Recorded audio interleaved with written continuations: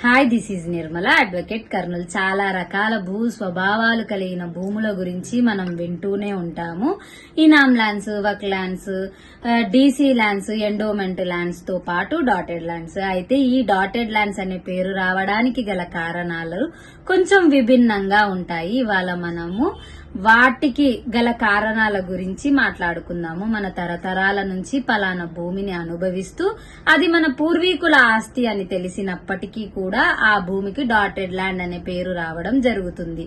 దానికి గల కారణాలలో బ్రిటిష్ కాలంలో, నిజాం కాలంలో సర్వే జరిగే సమయంలో ఆ భూములకు సర్వే జరగకపోవడము, ఆ కాలం నుంచే అది ప్రైవేట్ ల్యాండా లేదా గవర్నమెంట్ ల్యాండా అని తేల్చని భూములు, భూ సంస్కరణ జరిగే సమయంలో ఏపీలో 1960 నుంచి 1975 మధ్య కాలంలో కొన్ని అనివార్య కారణాలు, అంటే క్రయ విక్రయాలు జరుగుతున్నప్పటికీ మ్యూటేషన్, ఆన్లైన్, ఎక్కని భూములు లేదా విపత్తుల వలన, వరదలు లేదా అగ్ని ప్రమాదాల వలన లేదా ఇతర కారణాల వలన ఆ సర్వే నంబర్ కి సంబంధించిన రికార్డు అందుబాటులో లేని భూములు, ఇలా ఇటువంటి స్వభావాలు కలిగిన భూములను గుర్తించడానికి డాట్ లేదా ఇతర గుర్తులను ఉపయోగిస్తూ ఒక లిస్టుని తయారు చేయడం జరిగింది. వాటిని ఇవాళ మనము డాటెడ్ ల్యాండ్స్ అంటున్నాము. అయితే ఈ డాటెడ్ ల్యాండ్స్ అనుభవిస్తున్న వాళ్ళు క్రయ విక్రయాలు జరపడానికి లేదా బ్యాంకు నుంచి రుణాలు పొందడానికి కూడా